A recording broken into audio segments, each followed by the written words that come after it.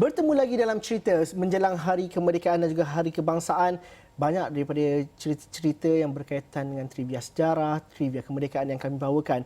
Dan Faris Azman tadi berkesempatan pergi ke lapangan terbang antarabangsa pertama di negara ini yang juga menjadi pengkalan udara ketika British menentang Jepun. Jepun, betul. Tapi kita tahu juga itulah tapaknya yang cukup kontroversi dengan cerita Bandar Malaysia dan juga pelaburan dan sebagainya.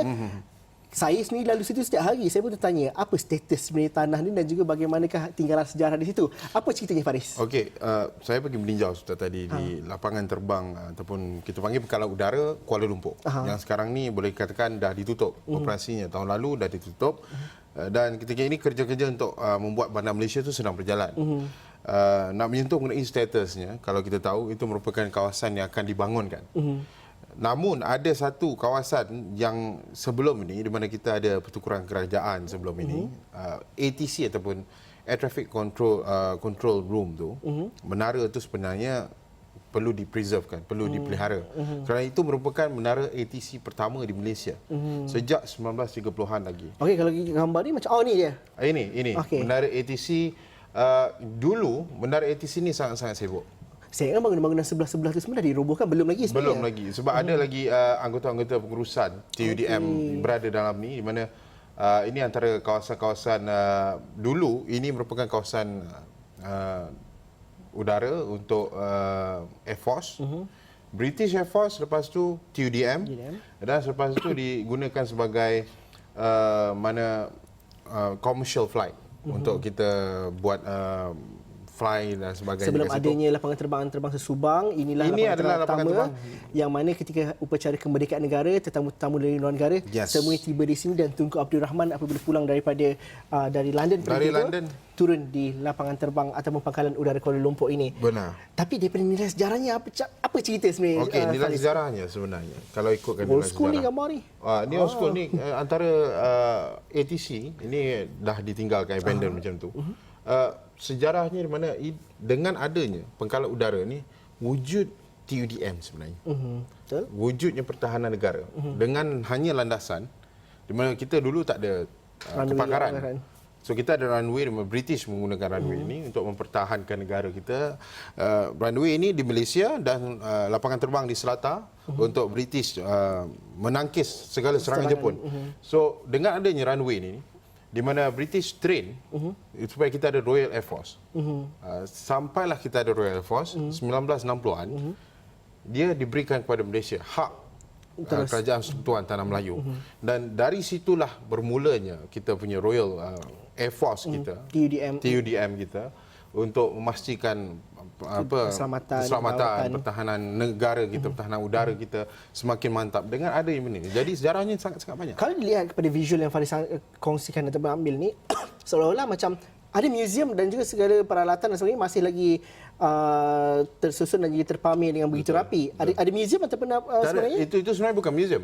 Itu adalah kawasan yang terlalu ditinggalkan begitu. Okey, tapi masih lagi tersusun rapi dan tersusun sebab mereka masih bekerja di sini.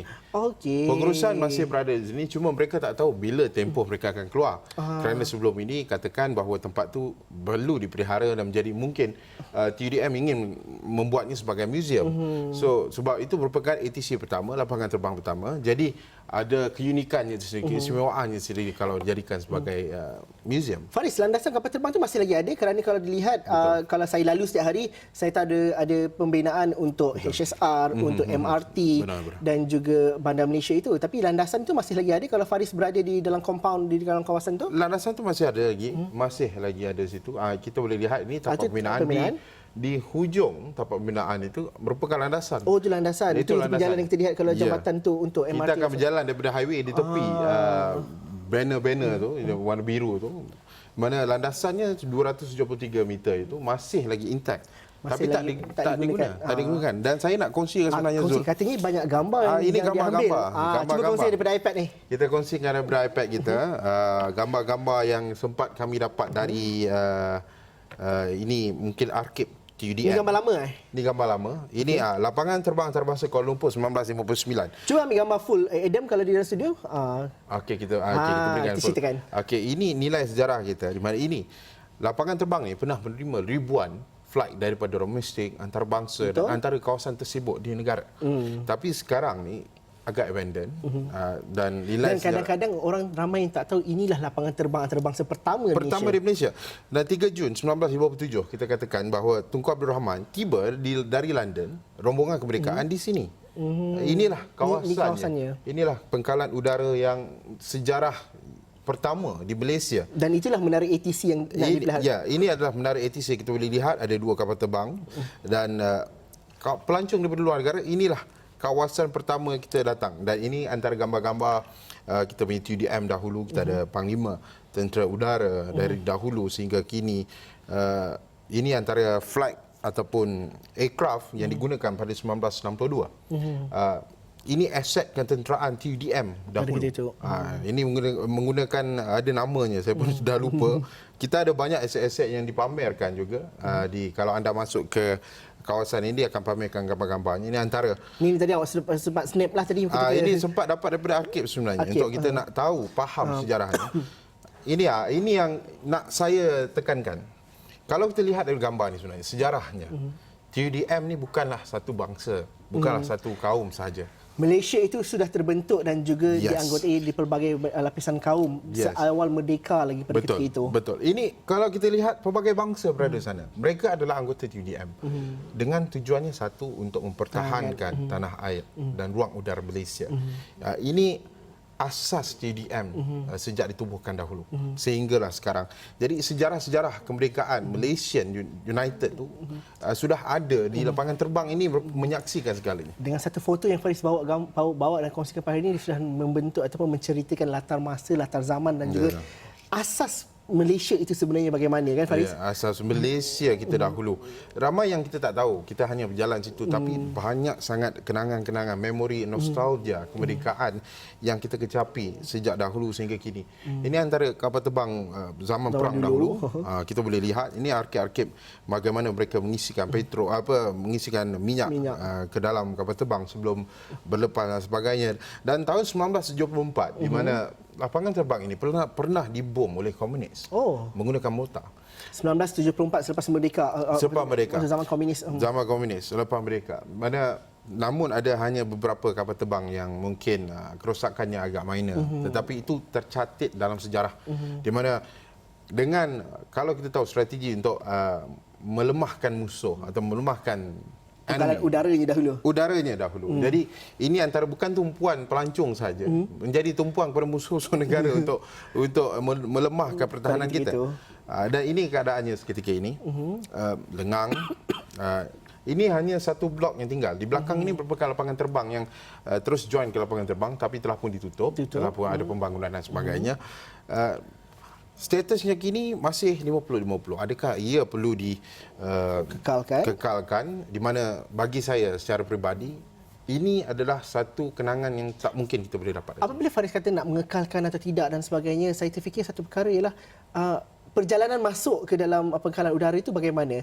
Kerana kita membayangkan bahawa itu dah kawasan abandon, dah banyak construction dan juga pembinaan dan sebagainya. Adakah ianya masih lagi terurus dengan baik atau macam mana? Baik, dia sebenarnya camp dia masih ada lagi. Masih ada. Camp di belakang tu masih ada lagi. Camp di belakang tu masih ada lagi. Walaupun dah berpindah semua ya. So ada guard dia lagi. Yang berpindah adalah squadron untuk fly. Dia berpindah di Negeri Sembilan. Di Senayan. Di Senayan, Negeri Sembilan. Jadi mereka masih lagi berada dalam, tapi mereka di mana kawasan itu akan dibuat sebagai taman perumahan, ada yang katakan mungkin kawasan memberi belah dan sebagainya. Belum ada tanda-tanda construction ataupun pembinaan berlaku? Belum, masih hanya di belakang landasan kapal terbang saja. Landasan airport itu saja yang nampak ada berlaku sedikit pembinaan yang agak rancak di situ. Itulah yang sejarah yang mungkin perlu dibuka mata oleh semua pihak. Secara peribadi, saya ada masa, kita nak habis dah. Secara peribadi, Faris, bagaimana Simon atau tugasan hari ini membuka mata dan juga membanyak informasi-informasi sejarah khususnya yang Faris dapat tahu? Secara peribadi bagaimana? Okey, baik. Sebenarnya kita tak tahu kita tahu Merdeka 1957. pengorbanan di sebalik merdeka tu kurang sebenarnya untuk kita tahu. Bila ada gambar macam ni, kenangannya, lokasinya, inilah tempatnya dahulu bagaimana nenek moyang kita bersusah payah. Jadi semangat patriotik tu makin membara-bara. Nampak tu lain. Saya jarang kalau dia keluar cerita, jarang ambil gambar. Tapi hari ini dia kata, Zul, saya ada banyak gambar ini nak kongsi dalam cerita. Terima kasih. Itu juga membuka mata kami juga di dalam cerita hari ini, di mana banyak juga dengan satu gambar menceritakan pelbagai kisah dan juga memberikan interpretasi kita yang pelbagai dan juga pintu masuk untuk kita mengetahui sejarah. Terima kasih Faris berkongsi cerita bersama kami hari ini, dan terima kasih juga kepada anda yang menonton. Jika ada sebarang pandangan atau cerita anda sendiri, kongsikan bersama kami di platform media sosial kami, di Facebook, di Twitter Astro Awani, dan jangan lupa buat turun aplikasi Mudah Ahli kami di iOS dan juga di Google Play Store.